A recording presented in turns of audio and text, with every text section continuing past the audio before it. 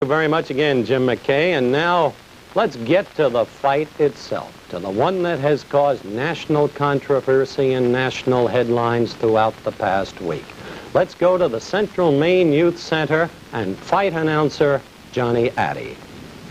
And the referee, ladies and gentlemen, the former heavyweight champion of the world, Jersey Joe Walcott.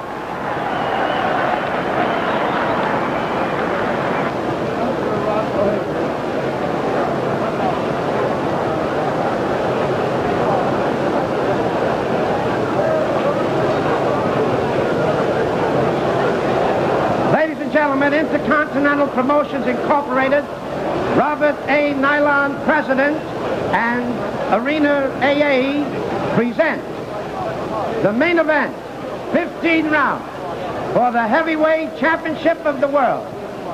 The principals, introducing from Denver, Colorado, he's wearing black trunks, he weighs 215 1/4, the former heavyweight champion, and now the challenger, Sonny Liston.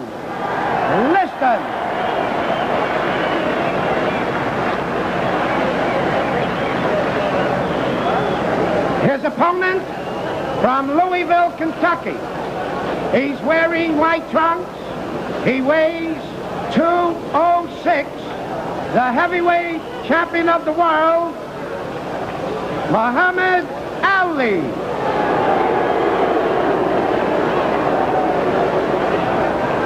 Ladies and gentlemen, Jersey Joe Walcott will now give the instructions. Well, gentlemen, this is a match you both worked very hard for, and I know you're both in good condition. I'm not going to go with a lot of preliminaries. I know you both know the rules of Maine, so I'm in here to enforce them. So I'll say you keep your punches up, protect yourself at all times. Good luck. Shake hands, come out fighting.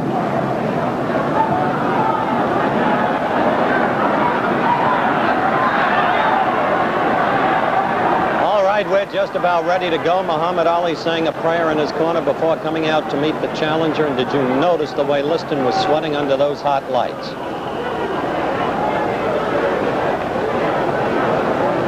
15 seconds from the bell. Our ABC clock timing the fight will be superimposed at the bottom of your screens.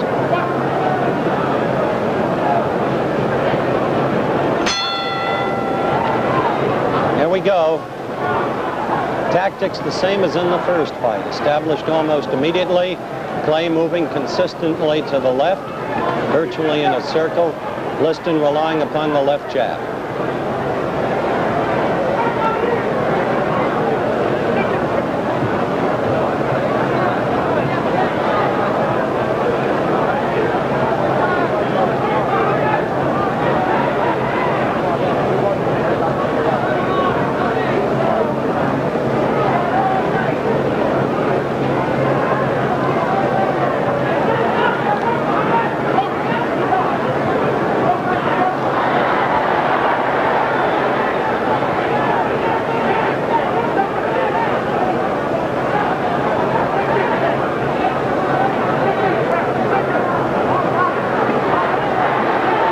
To 1 minute. 1 minute, the time officially proclaimed by the Maine Boxing Commission as the end of the fight. Good right by Clay.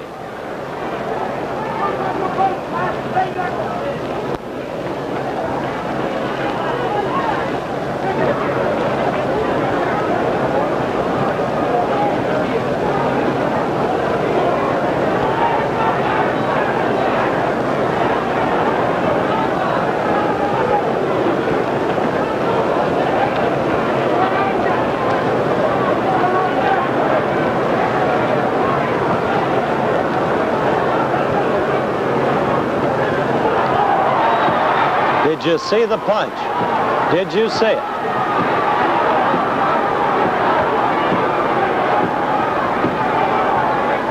By the ABC clock, 1 minute 53 seconds was 10 seconds after Liston hit the canvas. Walcott never heard the official knockdown timekeeper. Liston never heard a count. Walcott leaves the fighters. Liston still has reflexes. Look at him duck. Now Walcott has gotten information that Liston was down for a count of 10 and more. And so the fight is over, and Muhammad Ali is still the champion in a scene of bedlam, chaos, and confusion.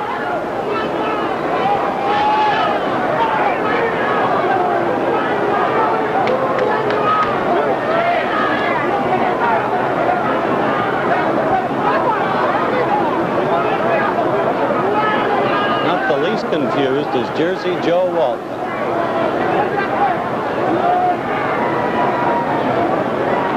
The Liston frustration.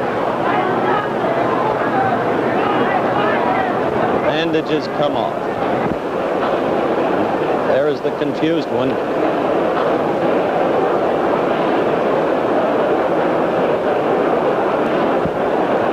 The champion adulation, interviews.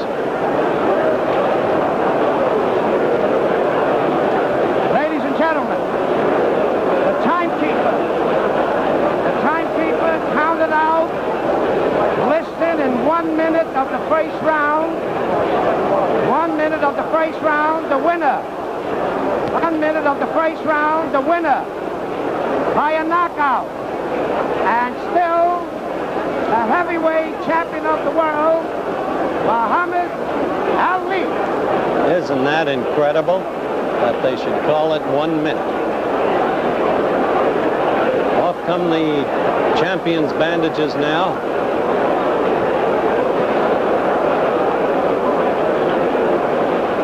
And the champion tells the press exactly how he feels about at least some of them. But you can hear the crowd chanting in the background, many young Bates College students among them. Now here he's going to talk with the other television commentator, Steve Ellis. Watch the game. All right, Cassius. Wait a minute now. Muhammad Ali, better known as Cassius Clay. Muhammad, what was the punch that won it for you? You're a real champion at this point. Well, the punch won the fight for me. Well, I believe it was a left hook or a right cross. And one of the two, I really can't think because I was moving too fast. A left hook or a right cross? That's right. All right, now, did you think you were going to be able to do it in the first round? You did it in 6 rounds last time, Cassius. Didn't I tell the world that I had a surprise? And that if I told you the surprise, you would not come to the fight. With me was Almighty Allah and his messenger, and I've been saying my prayers regular, living a righteous life, right. And as you see, what happened. Oh, wait a minute. Now, let me ask you this, if I may, Cassius. Wait a minute. Mohammed. All right, no, wait a minute. Okay, all right, Mohammed, tell me this.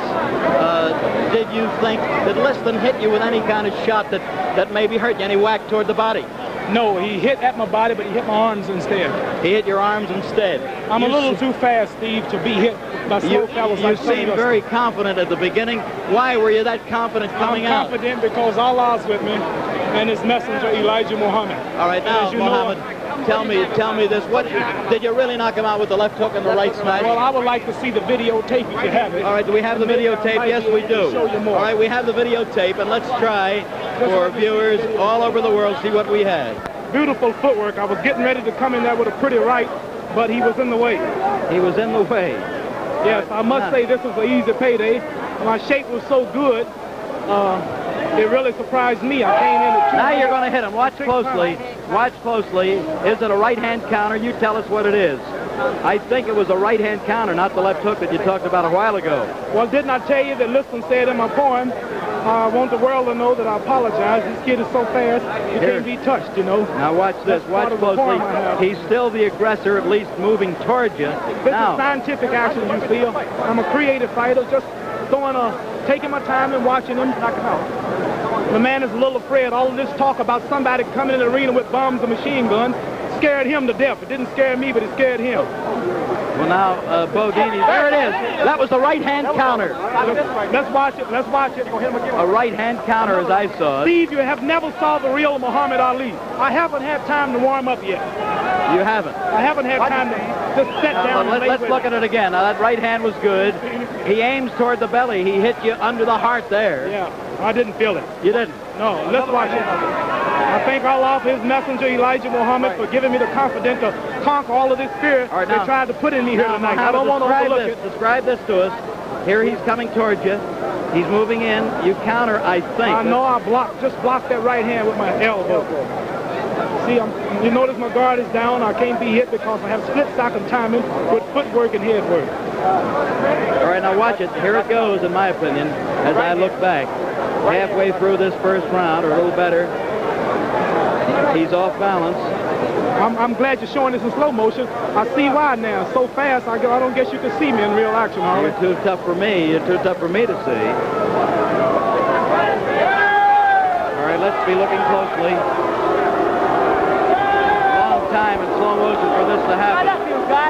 Really howling. That's right hand. Right hand. The right hand hurt him. Right hand. Knock him out. Watch it. What was it? Watch it. Right hand. Knock him out. Watch it. Did you think he was getting up? Oh, I knew he would fall early, but I wanted it to be about 3 or 4 minutes later. Why are you standing over him, I was trying to tell the bum to get up and fight. People Why are you doing that? Tell me why. That was ABC's exclusive slow motion videotape coverage of the fight. We'll be back with the knockout in slow motion and again from a different camera angle in just a minute.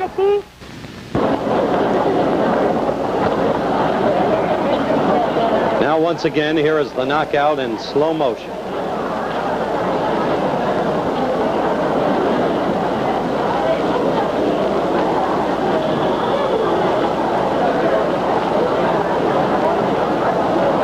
Just that time you saw the blow cleanly.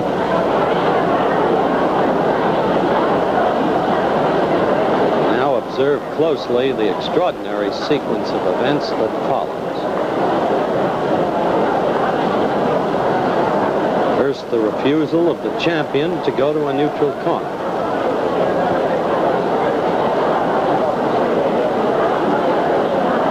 Now he apparently departs.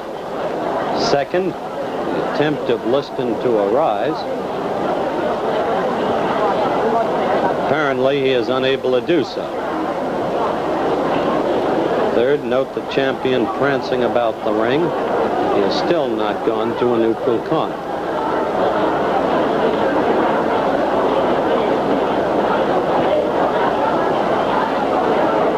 Fourth, the fight actually resumes.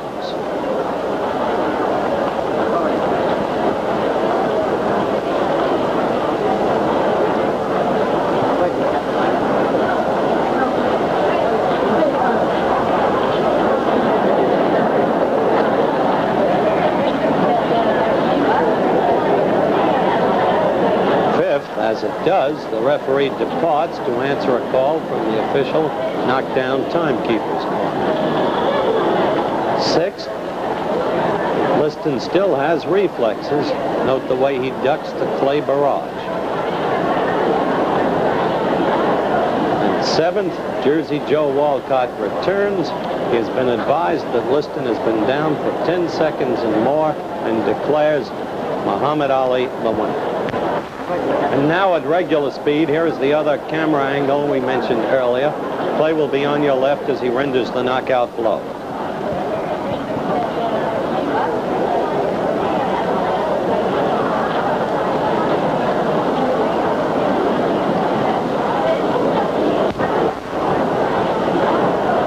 And there you saw it once again.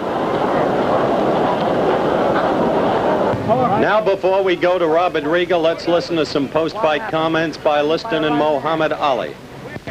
What happened when you tried to get up? Do you think the fight would stop before it should have? Well, only thing I was trying to pick up the count. He was trying to pick up the count. Did you hear the count? Did you know what? No, I didn't. You didn't hear the count? He didn't hear the count, didn't know what it was. There was no count, he couldn't hear it. Was there a punch thrown before the right hand? No. How powerful was the punch, in your opinion? It was fair. Hey, wait a minute. What is this? Fair? Said it was a fair punch. Sonny, did the punch surprise you? Clay says it was a new tactic to counter right. It was a surprising punch. If you had picked up the count, would you have been able to continue? Yes, I If he picked up the count, he would be able to continue. Myself, I think so. He couldn't pick up any count at all. Yes. Well, I would say the #1 contender, Terrell, either one, yeah. Chavallo either, but it don't make no difference. I'm in a position now where I can't squawk who's I might have to fight you. In the position now where he can't squawk, he'd have to fight anybody. You seem to be in good humor. Did you hear it, Lester? Yeah. Ain't no use, ain't no sense of being in bad humor. Sonny, do you feel a disappointment at all? What actually are your Yes, I do. Feel real disappointed. I think it was because of my main point was to get him and get it over with. What was your plan? Were you going to try and get him early or stay with him? Well, I was going to stay with him. He got hit hard. I hit him with a punch that Jack Johnson used called the anchor punch.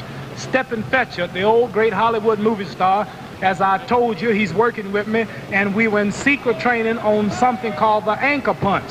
And this is a punch that Jack Johnson took to the graveyard with him.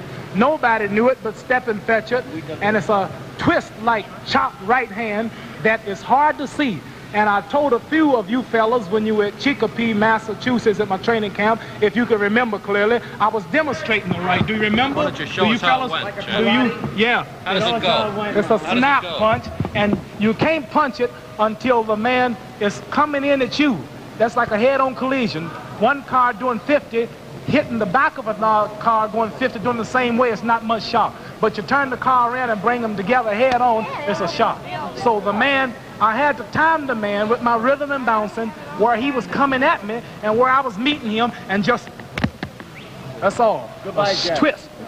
And you can't see it, but if you were hit with it, all of you be out. Muhammad, was he...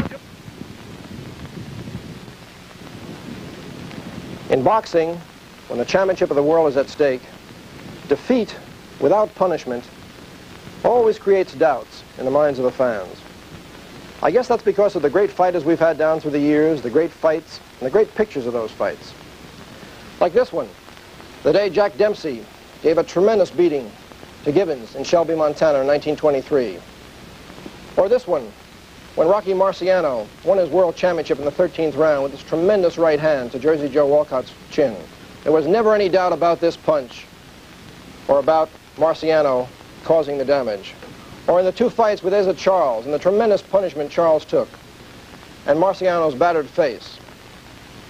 It was all there for everyone to see. But in Lewiston, Maine, in the last heavyweight championship fight between Liston and Clay, there was a great deal of doubt. This is the first punch of the fight. Clay throwing a right hand over Liston's left jab. This is Clay's second right hand, the one many people thought was the best punch of the evening. It caught Liston on the chin, but he kept on fighting. And this sequence shows precisely what happened and how the punch in question was landed. Clay was circling to his left, as he always did in the first fight and in this fight. Then Sonny Liston threw his 17th jab. He was short with it. He missed on all 17 jabs of the fight. You'll notice Clay's hands. Both his gloves are below his belt. He's circling to his left, on his toe, and then suddenly he brings his right hand up over Liston's jab and connects on the side of Liston's head. He's pushing off his rear foot. His power is coming all through his body. He has every intention of landing the blow. Liston crumples. His gloves come together. And now if you look at Clay's feet, he's swinging to the right. He seems to be off balance. But the punch has landed. And then he follows through with a left hook, but of course it misses as Liston goes down. This is the punch which so many people did not see. Another question is, for a man like Liston, who had never been floored before, how can one punch like this put him down, especially when thrown by Clay so early in the fight? There is one theory that's very interesting, and that's the karate idea. The idea that a fighter throwing a particular punch in a particular style, as Clay can do because he has this great balance, this great speed which you need in karate, and the fact of the twisting motion at the waist, which a karate fighter always has, and the way when you bring the glove up, you turn your fist over. The karate people call this focusing the punch. A hook is like this, a jab is like this, but a karate punch is like this. I don't say, or no one says, that Clay intentionally threw a karate punch or that he planned this punch, but because of the nature of his style of fighting, it's perfect for throwing such a punch. And perhaps landing here on Liston's head and throwing it in his style, which is natural to him, it was very effective. This could have done it.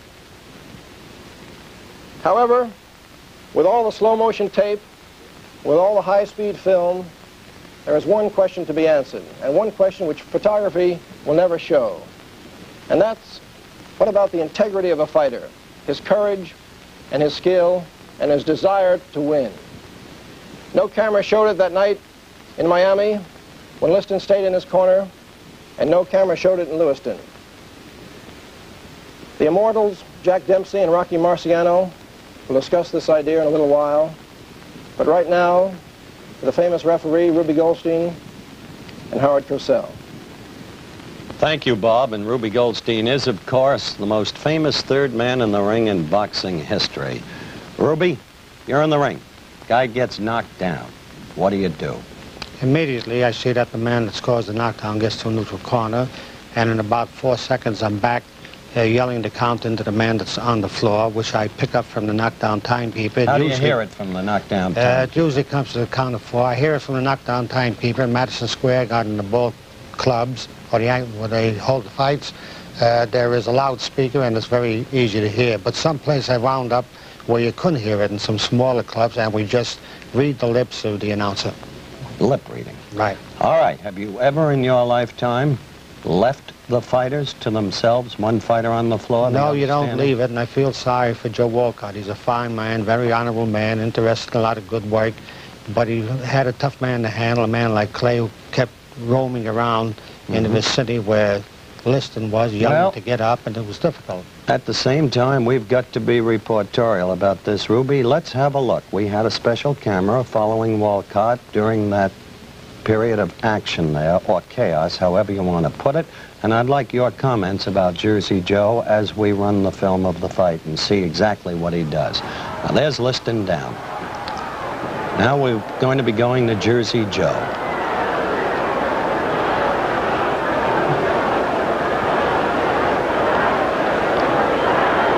See him looking over there? What would you have been doing? Well, if you notice, he's got a little difficulty there with Clay yelling and making motions. But he didn't even go to Clay. Well, he probably don't know where the knockdown timekeeper is sitting, and he probably doesn't hear what he's saying, and he's going over to find out what's going on. It is wrong, but I feel sorry for a fine guy like Walcott. And not having heard the timekeeper, his key error was to run over there and then declare the fight over. Because you can't declare a fight over, can you, Ruby, if the man is never going to a neutral corner who's not the other man? No, you don't have to count. You can tell the timekeeper to hold up the count, and that's why Dempsey had the long count in Chicago with Gene Tunney.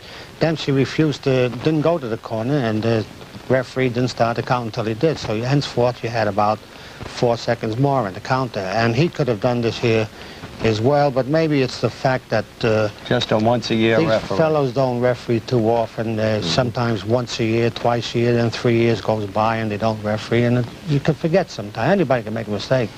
I've made them too. Yeah, but so few and far between. Thank you so much, Ruby. Thank you, Howard. Ruby Goldstein, of course, and we'll be back with the man who was involved in the long count, Jack Dempsey, Rocky Marciano, Jimmy Cannon, the great sports writer, Bill Hines, the editor of the Fireside Book of Boxing, in a moment, right after this message. This is Jack Dempsey, a legend in his time. And Bill Hines, boxing expert, editor of the Fireside Book of Boxing, author of the great boxing novel, The Professional. Jimmy Cannon, the distinguished syndicated columnist of the Hearst Press. The hard rock from Brockton, Rocky Marciano, who never tasted defeat.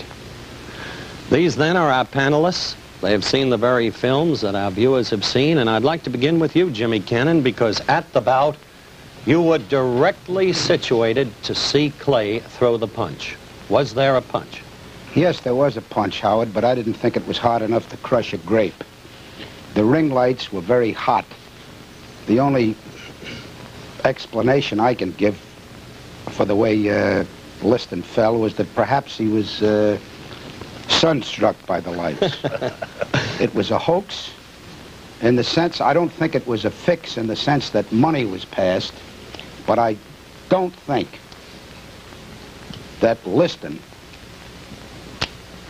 tried as hard as he should. He just took a punch and got out of there. That's the way it looked to me. Afterwards, when he got up, he certainly wasn't unconscious. He seemed in possession of his faculties. He ducked, knew enough to duck, about 5 or 6 right and left hands. Now, I'm not jumping on the bandwagon after the fight. Before the fight, I refused to pick a winner because I didn't like the circumstances of it. People connected with it. The mere fact that Liston owns 22.5% of the stock in the company that promoted it. They make an excuse that he doesn't really own it anymore, but it's in the name of William Crawford. I asked Sam Margulies, who's connected with the promotion and seems to be Liston's manager, although he denies it, whose name it was in. And he said, William Crawford. And I said, who is William Crawford? And he said, Liston's father-in-law. Hi, Jimmy. I'm going to move from that to Rocky Marciano because, Rock, you and I were seated together right beneath Liston, virtually, where he fell. Weren't you under the impression that he slipped or tripped rather than fell? Yes, I did, because Clay was in no position at the time to throw a solid punch. He was moving from side to side in those funny moves that he makes, and it looked like he pulled back, threw a sort of a leading right hand without too much power, but from the films, evidently after he threw it halfway, he then put some power behind it and did get in about 6 inches of punching power. Didn't you feel that Walcott thought Liston slipped or tripped? Yes, he acted that way because he just didn't start the count at all. Well, here's a good chance, gentlemen, for a break. We'll get to Bill Hines and Jack Dempsey in just a minute, so let's take 60 seconds out for another kind of sport, shall we? All right, let's resume and let's talk to the Manassas Mauler, Jack Dempsey. Jack, you deliberately did not look at that fight until today when you've seen the films. That's right. What's your view of the films? Well, there's very little to see, except I saw the punch, and the list looked very slow, and there was so much confusion, you can't tell what was going on. You think it was a knockout blow? Well, I don't know how hard he was hit. Not being on the receiving end, you never know just how hard these punches do come over, but I did see the punch go over. Earlier, you were quoted as saying that you didn't want to see the fight or even hear it because you expected that this kind of thing was going to happen. Well, I felt that something could happen, and I didn't want to, if you can't say something good, why say anything at all? I didn't want to say nothing. All right, Bill Hines, you edited the very film that the viewers have seen today. You satisfied that there was a sufficiency of force in that punch to knock out Liston? I think that the answer, Howard, rests with Mr. Liston. If he couldn't get up, I think he belongs in Rochester, Minnesota, where the Mayo Clinic is. And if he wouldn't get up, I think he belongs in absentia. Which is where he'll likely be from here on in. I think so. Billy, the thing that puzzles me is the documented record shows that Liston had never before been felled, and Clay had never before been a one-punch knocker-outer. Now, in the wake of those facts, how could this have truly been a knockout punch? Well, I think you'd have to understand Liston's entire physical condition, and we're not sure of that. We're really not even sure how old he is. He says he's 31, and we say he's 31 plus. Certainly he looked like an old man, and as the two pros here can tell you, when you get to a certain age, you just don't live under a punch the way you did when you were young. So I think that's a factor too, Howard. Well, Rocky, when you were not so young really in your career, Archie Moore decked you with a short right that only traveled about 6 inches, didn't it? Yes, that was when I missed him with my own right hand and had the full force going. And Archie, the clever man, just stepped back just about 3 inches and hit me with the best counterpunch you ever saw. And coming in and he coming in, I just went straight forward. What do you think about when you go down? Well, you realize that you can be put down, and it's a frightening thing to know that you can be put down. The punch traveled just a short distance, and you say to yourself, he can do it again, I better be a lot more careful, or a lot more aggressive, either one. Was Clay's punch at all like Moore's? No, not really. I thought he just started it more or less to parry, and all of a sudden he saw the opening and he threw some power at the last moment. I've noticed that on the film here. He didn't have his body behind it or any real follow through. It was just a over the right arm and right on the chin. It could have hit him in a good spot and just confused him very much. Well, as our viewers can see, that punch continues to remain very much in dispute. Our guests have been Jimmy Cannon, Jack Dempsey, Rocky Marciano, and Bill Hines. Thank you, gentlemen. The mystery of the punch unanswered. That's the way it was that May 25th, 1965 in Lewiston, Maine, in a high school hockey rink where they had a heavyweight championship fight. The big questions remain unanswered. Yes, there was a punch, but was it of sufficient force to knock out a man who had never been floored before? What about the referee, Jersey Joe Walcott, and his total confusion? Incidentally, Jersey Joe was invited to appear on this show, but was unavailable. Had he counted, could Liston have been up in time? Did Liston really, for that matter, get a fair shake? And what about all of the other bizarre circumstances attendant upon the fight? The way it got, for instance, to Lewiston. Well, some say this was the end of boxing. Congress may bring in a federal boxing commission. Some states want to wipe out boxing. But this may, in fact, have been a new beginning, because Floyd Patterson, now in Sweden, says he's been promised a fight in the fall. And right now, there's a man in the ring, George Chavallo, and there he is, who wants to fight the heavyweight champion. He's ready at that moment. He may get the next shot. Indeed, this may be a new beginning. That's the story of the big fight, Muhammad Ali against Sonny Liston. What about next week on Wide World of Sports? Well, next week, ABC's Wide World of Sports will be at the Commodore Hotel in New York City for the World Pocket Billiards Championship. Luther Wimpy Lassiter will be defending his title against Joe Balsas. Lassiter and Balsas meet in the finals of this competition involving an outstanding field of America's pocket billiards players. Also next week, we'll present an outstanding topical event of international significance. So be sure to check your local listings for ABC's Wide World of Sports next week. The executive producer of ABC's Wide World of Sports is Rue Knowledge. The Clay Liston segment was produced for ABC by Jim Spence and Jim Colligan and directed by Marshall Diskin, Bob Delaney, and John Sedgwick. Parachuting coverage produced by Jack Lubell and directed by William Bennington. Today's remote pickups were by ABC New York and Hollywood. Nationwide and worldwide travel arrangements for ABC's Wide World of Sports made through and promotional consideration furnished by TWA Trans World Airlines. Remember to check your local listings for ABC's Wide World of Sports next week. Now, this is Howard Cosell saying so long. The preceding program was pre-recorded.